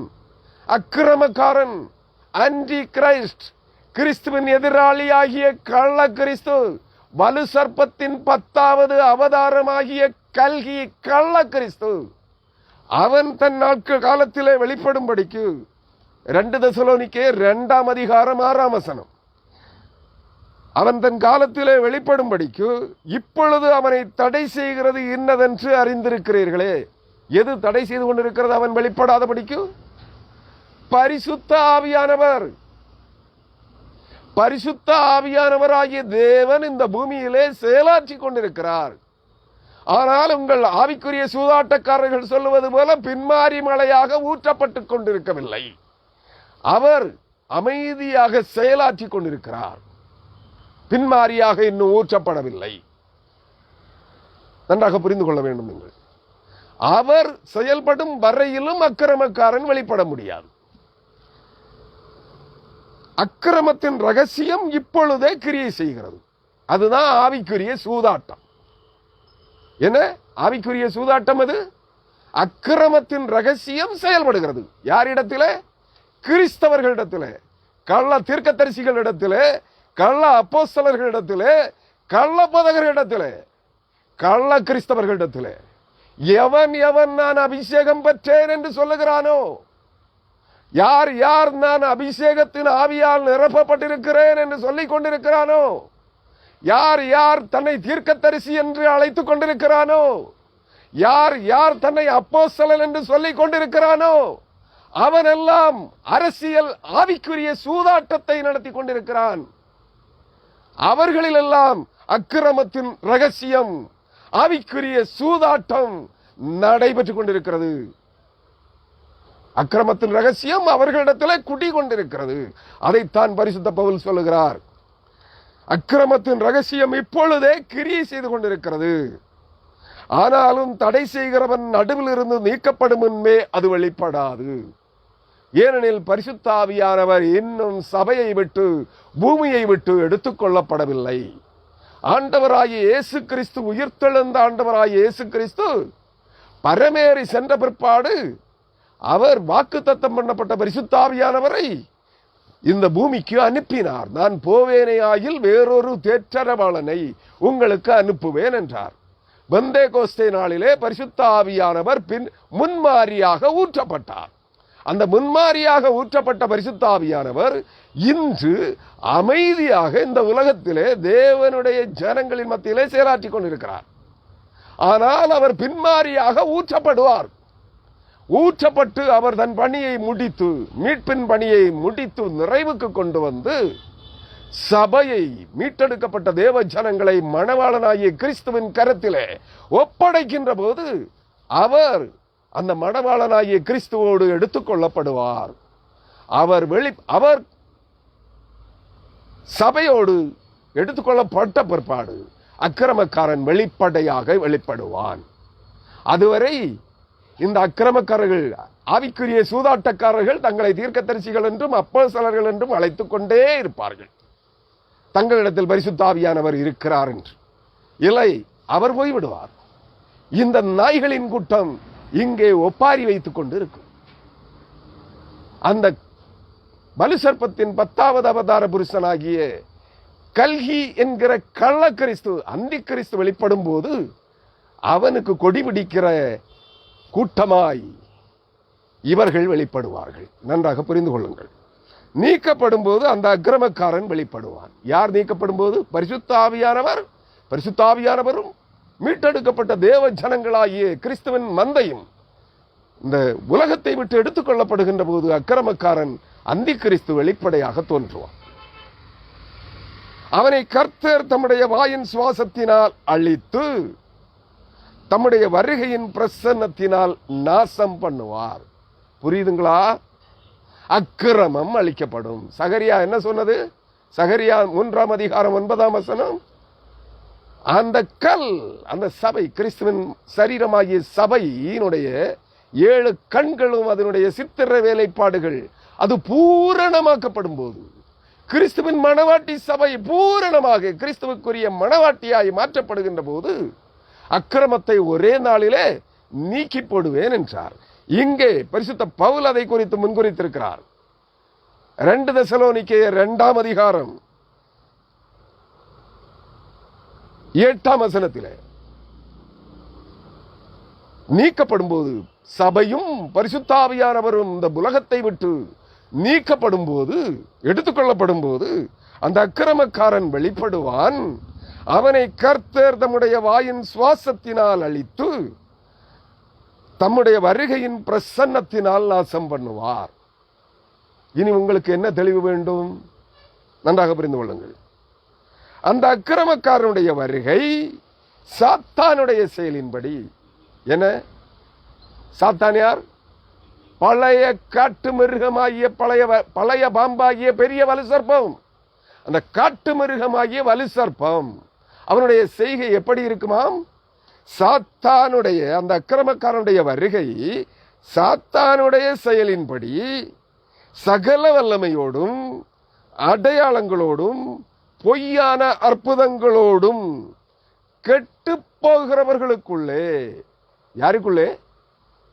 கெட்டு போகிறவர்களுக்குள்ளே, வாழ்வடைந்திருக்கும்படியாய் விரும்புகிறவர்களுக்கு மத்தியிலே அல்ல. இயேசு கிறிஸ்துவின் ரத்தத்தால் கழுவப்பட்டு, இயேசு கிறிஸ்துவின் தூய ஆவியால் உயிர்ப்பிக்கப்பட்டு, நித்திய வாழ்வை பெற்று வாழ்ந்திருக்கும்படியாய், நித்திய காலமாய், என்றென்றைக்கும் உள்ள சதா சர்வகாலமாய் நீதியின் ராஜாவாகிய கிறிஸ்துவோடு வாழ்ந்திருக்கும்படியாய் விரும்புகிறவர்களுக்கு அல்ல, கெட்டு போகிறவர்களுக்குள்ளே அநீதியினால் உண்டாகும் சகலவித வஞ்சகத்தோடும் இருக்கும். எதோடு இருக்கும்? கெட்டு போகிறவர்களுக்குள்ளே அநீதியினால், அக்கிரமத்தினால், பொய்யினால், நியாயக்கேட்டினால் உண்டாயிருக்கிற சகலவித வஞ்சகத்தோடும் இருக்கும். அதாங்க ஆவிக்குரிய சூதாட்டம். இன்றைய கிறிஸ்தவ உலகத்திலே நீங்கள் பார்த்து கொண்டிருக்கிற அனைத்தும் ஆவிக்குரிய வஞ்சகம், ஆவிக்குரிய சூதாட்டமே. இதிலே வஞ்சிக்கப்பட்டவர்களே, சற்று நிதானமாக உங்களை நீங்களே யோசித்து பாருங்கள். நீ என்ன செய்து கொண்டிருக்கிறாய்? உன் ஆத்துமாவை நீயே நரகாக்கினிக்கு விற்று கொண்டிருக்கிறாய். உன்னை சூதாட்டத்திலே, ஆவிக்குரிய சூதாட்டத்திலே சூதாட்ட பொருளாய் உன் ஆத்துமாவை விற்றுவிட்டாய், வஞ்சிக்கப்பட்டிருக்கிறாய் என்பதை மறந்து போகாதே. அது என்ன? அற்புதங்கள், அடையாளங்கள், பொய்கள், பித்தலாட்டங்களோடு இருக்கும். இன்று அதுதானே நடந்து கொண்டிருக்கிறது கிறிஸ்தவ உலகத்திலே. சூதாட்டக்காரர்கள் அதைத்தானே நடப்பித்துக் கொண்டிருக்கிறார்கள். அங்கே சொல்லுகிறார், சகலவித வஞ்சகத்தோடும் இருக்கும், ரட்சிக்கப்படத்தக்கதாய். தெளிவாக கேளுங்க, நான் செய்தியை நிறைவுக்கு கொண்டு வரப் போகிறேன். ரட்சிக்கப்படத்தக்கதாய் உன் ஆத்துமா, உன் சரீரம். அன்பான சகோதரனே, சகோதரியே, உன் ஆவி, ஆத்துமா, சரீரம் ரட்சிக்கப்படத்தக்கதாய், மீட்டெடுக்கப்படத்தக்கதாய், நித்திய வாழ்வுக்கு, நிலை வாழ்வுக்கு மீட்டெடுக்கப்படத்தக்கதாய் சத்தியத்தின் மேலுள்ள அன்பை அவர்கள் அங்கீகரியாமல் போனபடியால் அப்படி நடக்கும். எதை அங்கீகரிக்கவில்லை? வேத வசன சத்தியங்களை. உன் ஆவி, ஆத்துமா, சரீரம் நித்திய காலமாய் நீதியின் ராஜாவாகிய, சமாதானத்தின் அரசராகிய ஆண்டவராகிய இயேசு கிறிஸ்துவோடு கூட வாழ்ந்திருப்பதற்கு உரிய வேத வசன சத்தியங்களை நீங்கள் ஏற்றுக்கொள்ள மனமன்றி வஞ்சிக்கப்பட்டு பொய்யை நம்பி அதை பின்பற்றி போகிறபடியினால் கிறிஸ்துவின் மேலுள்ள அன்பை புறக்கணித்து இவ்வுலகத்தின் ஐஸ்வர்யங்கள் சம்பாத்தியங்களின் மேல் இச்சை கொண்டு அவைகளை நேசித்து அவைகளை பின்பற்றி போனபடியால் இப்படி நடக்கும் என்று சொல்லுகிறார். ஏன்னா இந்த ஆவிக்குரிய சூதாட்டமாகிய கொடிய வஞ்சகம் அரங்கேறிக் கொண்டிருக்கிறது. ஆகையால் சத்தியத்தை விசுவாசியாமல் 11ஆம் வசனம் 2 தெசலோனிக்கேயர் 2ஆம் அதிகாரம் 11ஆம் வசனம்.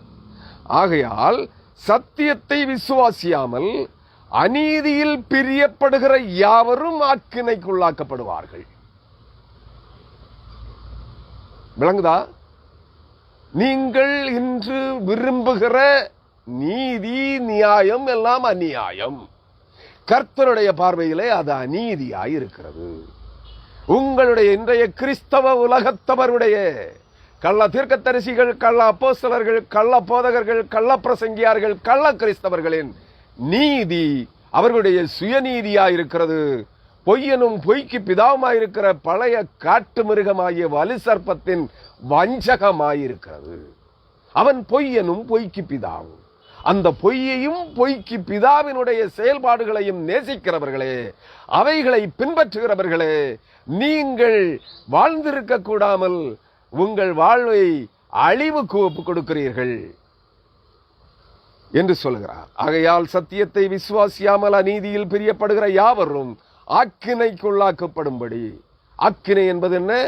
அந்த அக்கிரமக்காரன் வெளிப்படுகிற போது நீதியின் சூரியனாகிய கர்த்தர், எங்கள் நீதியாயிருக்கிற கர்த்தர் என்கிற மரித்து உயிர்த்தெழுந்த ஆண்டவராகிய இயேசு கிறிஸ்து மகிமையிலே வெளிப்படும் போது அவருடைய நாசியின் வாயின் சுவாசத்தினால் அழித்து தம்முடைய வருகையின் பிரசன்னத்தினால் அக்கிரமக்காரனை நாசம் பண்ணுவார். அதுபோல இந்த அநீதியில் பிரியப்படுகிற அனைவரும் அதே ஆக்கினைக்கு உள்ளாக்கப்படுவார்கள். அக்கிரமக்காரனாகிய அந்தி கிறிஸ்துவுக்கு என்ன ஆக்கினை கொடுக்கப்படுகிறதோ அதே ஆக்கினைக்கு அவர்கள் உள்ளாக்கப்படும்படியாய் இன்றைக்கு ஆவிக்குரிய சூதாட்டத்தை பூமியிலே கிறிஸ்தவ ஜனங்களின் மத்தியிலே நடப்பித்துக் கொண்டிருக்கிறார்கள். ஏற்றுக்கொள்ள மனதாயிருந்தால் ஏற்றுக்கொள்ளுங்கள், இல்லாதவர்கள் விட்டுவிடலாம். அவர்கள் 12ஆம் வசனம், அவர்கள் ஏற்றுக்கொள்ள மனமற்றவர்களுக்கு அவர்கள் பொய்யை விசுவாசிக்கத்தக்கதாக கொடிய வஞ்சகத்தை தேவன் அவர்களுக்குள் அனுப்புவார். என்னது? நானே அனுப்புறேன்னு சொல்லியிருக்கேன்? இல்ல, பரிசுத்த பவுல் தெசலோனிக்கிய திருச்சபைக்கு எழுதின 2ஆம் நிருபம் 2ஆம் அதிகாரம் 12ஆம் வசனத்திலே சொல்லுகிறார். 2000 ஆண்டுகளுக்கு, சுமார் 1900 ஆண்டுகளுக்கு முன்பு பரிசுத்த பவுலின் மூலமாய் பரிசுத்த ஆவியானவராகிய தேவன் எழுதி வைத்திருக்கிறார். என்ன எழுதி வைத்திருக்கிறார்? ஒரு முறை கூட படிக்கின்றேன். அவர்கள் பொய்யை விசுவாசிக்க